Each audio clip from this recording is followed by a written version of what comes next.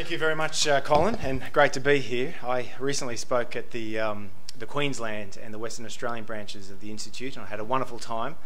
After I gave a speech on the decline of the United States in Brisbane, my old friend Bill Hayden, the former Governor-General, Foreign Minister and Labor leader, told me that although he agreed with virtually everything I said on the decline of the United States and the implications for regional security, he said that my position was well to the left of the Labor Party in Canberra.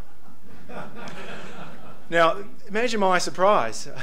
When someone of Bill Hayden's generation says you're left of the Labor Party, you automatically think of firebrands like Jim Cairns and Tom Uren and Clyde Cameron, all of whom, these were Whitlam ministers 40 years ago, almost to the day, who called an American president and his national security advisor mass murderers and warmongers and fascists and whatnot. And this, of course, was over the US bombing of North Vietnam in 1972. Well, I have a disclaimer to make. I can never criticise the Vietnam War because if it weren't for the Vietnam War, I would never have been born. My father was a US Marine in Vietnam, and he served 2 tours of duty. And as you know, a lot of the American servicemen would come to Australia. And I tell my students this all the time. I can never say anything critical about the Vietnam War because I would never have been born. My father met my mum at a pub in Sydney. And then 9 months later, I was born. So I can't complain about the Vietnam War. Too much information. I'm not here as an ideologue, but as a sober analyst to talk about the election. And what a race we have. A week is a long time in politics. That was Harold Wilson, who said that after a bad week at Westminster in the 1960s. And the quote was so brilliantly penetrating that it was immediately put into the Oxford Book of Quotations. Well, Barack Obama knows exactly how the late British Labor Prime Minister feels. If you go back to the first presidential debate on October 3, the President appeared to be in an unassailable political position. He held comfortable leads in all those crucial battleground states we keep hearing that will determine the outcome of this election. He was a clear favourite. Mitt Romney, meanwhile, was living on borrowed time, bedevilled by a series of gaffes and missteps, derided as a modern-day Gordon Gekko vulture capitalist, dismissed as lacking empathy and authenticity. And most seasoned observers in Washington believed the race was virtually over. The veteran Washington Post columnist Richard Cohen reflected the conventional wisdom just 3 weeks ago when he said about Mitt Romney's startlingly incompetent presidential campaign, "His faults as a politician are manifest." Quote, "He is robotic, he's ideologically incoherent, he's severely out of touch with the average American, he's unknowable. His own wife asserted at the National Convention that he'd made me laugh and then failed to cite a single humorous moment. He is," Cohen went on to say, "his party's nominee because, like the one-eyed man in the Valley of the Blind, he is just the best of the worst." Cohen's remarks, of course, reflected the conventional wisdom in the media. The magazine that Colin mentioned, the Spectator magazine, which comes out of London, this was 18 months ago.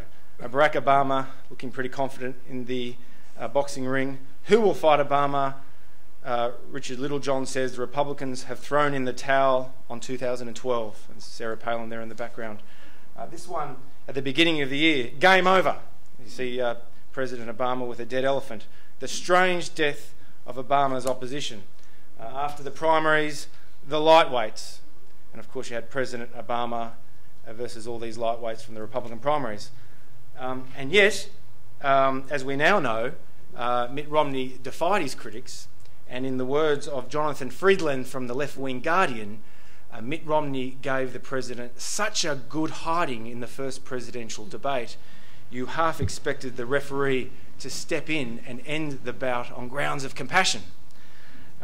Kathleen Parker, no supporter of Romney, says, "Obama's $1 million smile, which usually lights up a room, was like a flashlight in broad daylight." The result is that within a week, Romney has come roaring back into the contention for the presidency, with many polls now putting him in the lead. Gallup yesterday has him at 51-45.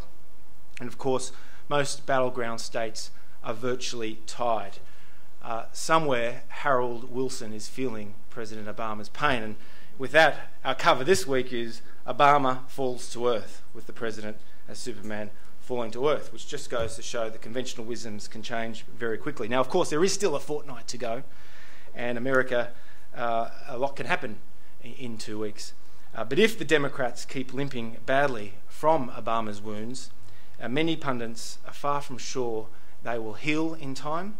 And if the Romney momentum continues, I think there is every reason to believe that he will be the 45th President of the United States. Now, how has it come to this, given that conventional wisdom only a month ago was so different? Why has the race become so tight that Romney stands a decent chance of winning? Well, obviously, the debate played a very important role, but I think, for what it's worth, there are three explanations, and I'll briefly mention them. One, of course, is the economy. The unemployment rate has been persistently high for most of the last 5 years. It just broke the 8% mark for the first time since 2007. Remember, no president has been re-elected when the unemployment rate is 7.4% or higher, and that was Ronald Reagan in 1984 when the economy was on a huge, massive upswing that led to a booming economy. Today, most economists recognise this is the most sluggish economic recovery since the Depression. Of course, as Obama's supporters will rightly say, the president did inherit a lot of this mess from his predecessor.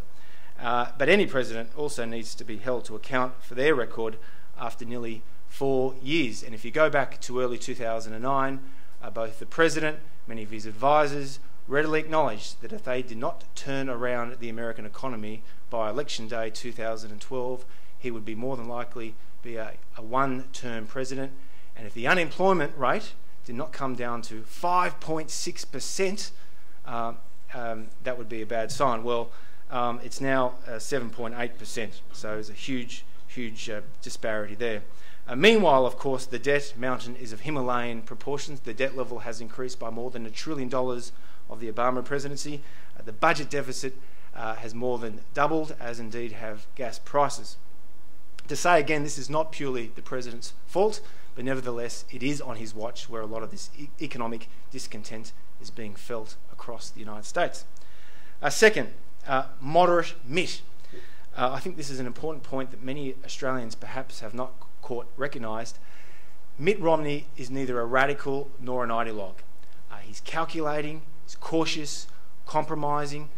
These are the very qualities that makes him suspect in the eyes of not just the Tea Party Republicans, who are doctrinally pure, but also many neoconservatives who came to prominence during the Bush years.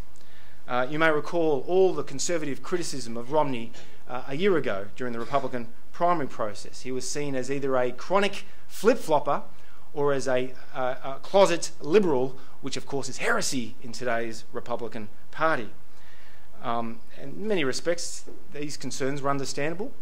He ran against Teddy Kennedy in the Massachusetts Senate race in 1994 as a progressive Republican. He repudiated Reagan and Bush in that famous stoush with Teddy Kennedy in 1994. And when he became the governor of the liberal state of Massachusetts, he of course enacted a wide range of progressive legislation. But of course, as a good politician he is, he decided, once he recognised he was going to run for president in 2008, of course in 2012, that he needed to convert himself into a Reaganite, abandoning his set of moderate positions virtually overnight and substituting the whole conservative laundry list without qualification. Abortion, gun control, healthcare, climate change. He's proved to be the political equivalent of the fictional comic book superhero, Plastic Man. So he went over to the hard right to win the Tea Party's support, and like a good politician, he's moved quickly to the centre, and that's what we've seen most dramatically since the Republican convention in Tampa 6 weeks ago. He's softened his position on abortion, and he's given his own tax policy some wriggle room so that he can compromise with Congress should he be elected. The third reason why I think that Barack Obama is on the back foot and the momentum is behind Mitt Romney is this cultural malaise that I have spoken about before here on at least 2 occasions. a nation whose hallmark has been a sense of irrepressible optimism and purpose is bitterly divided and uncertain on how to proceed. According to a Gallup survey, 81% of the American people, just a few months ago, are dissatisfied with the nation as it is governed, and only 24% feel the US is on the right track. Now that is an historic low. This widespread despair, I would argue, goes beyond Obama, Romney, Liberal Democrats and Tea Party Republicans. I think it stems from expectations about America's right to economic prosperity and strategic preeminence that no president may be able to meet. And these are expectations that have deep roots in America's past, going back to the 1776 revolution, when the Republic's founders defined their nation in the Enlightenment dream of moral and material progress. For generations, Americans had come to see themselves as a chosen people, destined to create a city upon a hill, it's John Winthrop, the last best hope of the earth, Abraham Lincoln, that would make the world safe for democracy, Woodrow Wilson. And this idea of American exceptionalism, the belief that the nation is born of an idea, dedicated to a proposition, claiming a manifest destiny, also shaped what became known as the American century, the term coined to define a US global predominance in the post-war period. The collapse of the Soviet Union and the long boom of the 1990s reinforced that history was on America's sides. But in recent times, as we all well know, under both Bush and Obama, Democrats and Republicans in Congress, the US has entered a period of rapid upheaval, persistently high unemployment, a debt larger than GNP, alarming budget and trade deficits, falling home prices, although they are on the up just recently, diminished net wealth, a downgraded credit rating, a crumbling infrastructure, a rising China, a polarised and dysfunctional political system beholden to special interests, and of course what Rudyard Kipling called the savage wars of peace in Afghanistan and in Iraq that have cost America so much credibility and prestige, as well as blood and treasure. Many Americans are in a foul mood and they want someone to blame. They suffer from a crisis of confidence. As the leading conservative commentator, David Brooks, who's actually mildly sympathetic to President Obama, quote, "Americans have lost faith in the credibility of their political system. This loss of faith has contributed to a complex but dark national mood. The country is anxious, pessimistic, ashamed, helpless, and defensive." Now, to the extent that such attitudes prevail, if David Brooks is right, they are more likely to work against a president up for re-election. I think the political climate remains very volatile. This race is very tight. Neither side has any reason to believe that it is laughing or that it's doomed to failure. But the trend, and this has become quite evident in the course of the last 2 to 3 weeks, the trend is clearly in Romney's favour, and in the crucial battleground swing states, there appears to be a shift in his favour as Ohio, Colorado, New Hampshire tighten up, and Florida, Virginia and North Carolina, all states that Romney looked like he was going to win only a few weeks ago, all look to be leaning Romney. If this trend holds, that makes Obama's chances for a re-election look far less bullish than what Jonathan and Brennan will argue right now.